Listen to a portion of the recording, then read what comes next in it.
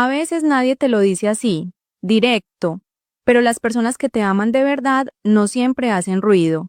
Están ahí, sin interés, sin condiciones. Y muchas veces somos nosotros los que las damos por sentado.